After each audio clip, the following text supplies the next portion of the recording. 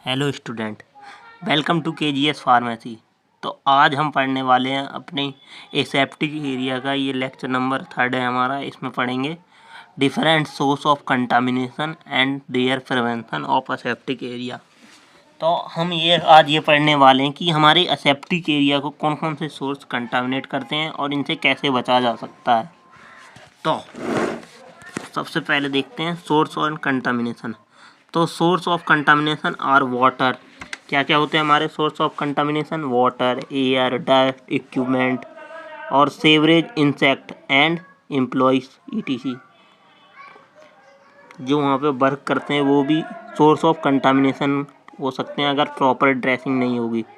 If your aseptic area become contamination it will spoil the pharmaceutical product. क्या होगा अगर हमारा जो जहाँ पे हम वर्क कर रहे हैं वहाँ पे अगर कंटामिनेशन है तो वहाँ पे हमारी स्पॉइलेज होने के चांसेस ज़्यादा होंगे प्रोडक्ट की।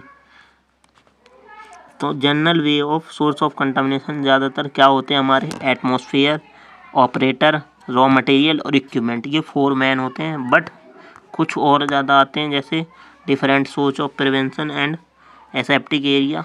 जैसे पर्सनल ऑपरेटर होता है, बिल्डिंग भी सोर्स ऑफ कंटामिनेशन में आती है हमारी, इक्विपमेंट जहाँ पे यूज कर रहे हैं, और यूटेंसाइल मतलब क्या हम यूज कर रहे हैं, कई सारे यूटेंसाइल इंस्ट्रूमेंट होते हैं। और रॉ मटेरियल मैन्युफैक्चरिंग प्रोसेस में, और HABC मतलब heating, ventilation, air conditioning system. ये सब भी हमारे सोर्स ऑफ कंटामिनेशन में आ सकते हैं। ठीक है, तो सबसे पहले आता है हमारा पर्सनल। कि पर्सनल मतलब प्रोफेशनल मन पर्सन के द्वारा होने वाला कंटामिनेशन। तो इसमें क्या होता है, पर्सन जो सुपरवाइजिंग कर रहा हो, परफॉर्मिंग कर रहा हो किसी भी प्रोडक्ट की मैन्युफैक्चरिंग में, तो वो अगर इनएडुकेटेड ट्रेनिंग है उसके पास, वहाँ पे अगर जहाँ पे काम कर रहा है वहाँ पे खाना है, ड्रिंक, पानी पीना, स्मोकिंग, ये सब करता है, तो जिससे सोर्स ऑफ कंटामिनेशन हो सकते हैं। ठीक है, तो person supervising, performing and controlling drug manufacturing is reason for microbial contamination due to following reason. जैसे inadequate training, eating, drinking, smoking, ये सब करता है। और फिर दूसरा आता है हमारा बिल्डिंग, सोर्स ऑफ कंटामिनेशन है। तो बिल्डिंग का क्या होता है, अगर रफ फ्लोर हुआ, फ्लोर अच्छी तरीके से स्टेलाइज नहीं हुआ, सीलिंग और प्रेजेंस ऑफ मॉइस्चर, अगर सीलिंग हुई अच्छी तरह, टूटी फूटी सीलिंग होती है और मॉइस्चर प्रेजेंट हो हैं, तो ये भी हमारा सोर्स ऑफ कंटामिनेशन। और absence of air filtration system, जैसे हैपा फिल्टर ना लगा हुआ हो, और improper washing, cleaning, toilet and personal cleanness, वहाँ पे इम्प्रॉपर क्लीनिंग हो, डेली क्लीनिंग ना होती हो, जिससे भी सोर्स ऑफ कंटामिनेशन होते हैं हमारे बिल्डिंग में। फिर आता है इक्विपमेंट एंड यूटेंसाइल।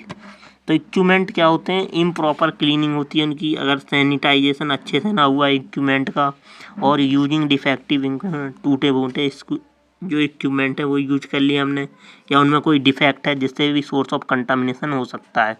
फिर रॉ मटेरियल में अगर degradation of raw material due to extreme environment condition, अगर रॉ मटेरियल का डिग्रेशन होने, ऑक्सीडेशन, रिडक्शन होना स्टार्ट हो गया, तो जिससे क्या होगा, हमारा रॉ मटेरियल में भी सोर्स ऑफ कंटामिनेशन हो जाएगा रॉ मटेरियल से भी। और रॉन्ग लेबलिंग, गलत लेबलिंग हमने कर दी अगर रॉ मटेरियल की, जिससे भी सोर्स ऑफ कंटामिनेशन हो जाएगा। इम्प्रॉपर स्टोरेज और हैंडलिंग, अगर हमने सही से नहीं की, उसे उसकी जो कंडीशन है वो प्रॉपर नहीं दी, तो इम्प्रॉपर स्टोरेज एंड हैंडलिंग की वजह से भी हमारा सोर्स ऑफ कंटामिनेशन हो गया रॉ मटेरियल में। इनकरेक्ट सैम्पलिंग एंड टेस्टिंग की वजह से भी। ठीक है, फिर आता है हमारा मैन्युफैक्चरिंग प्रोसेस में।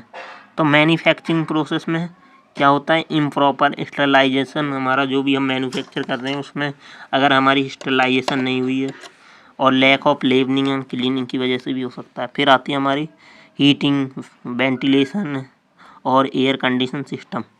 तो HVAC में क्या आता है, improper air filtration system, non maintenance of pressure in area, मतलब प्रेशर सही से मेंटेन नहीं करना हो, फिल्ट्रेशन सिस्टम ना हो हमारा सही से। अब इन सब से बचा कैसे जा सकता है?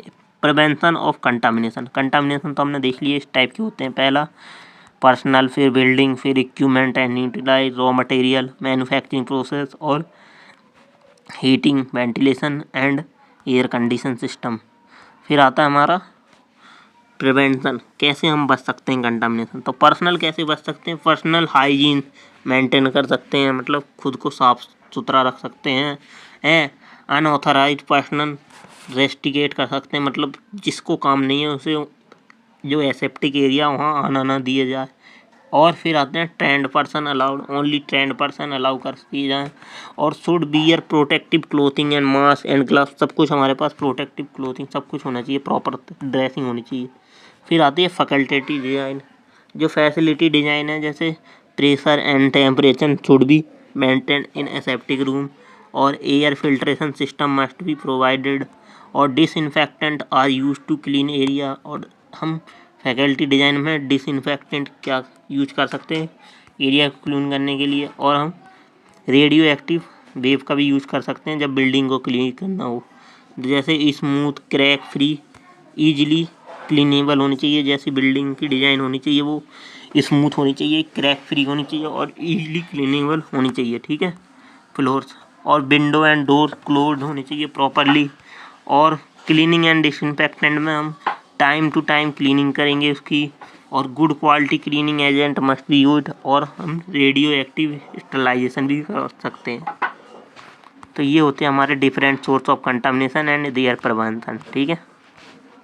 तो अब इसके बाद हम पढ़ेंगे अपना माइक्रोबायोलॉजिकल ऐसे क्या होता है उसके बारे में, ठीक है, नेक्स्ट लेक्चर में।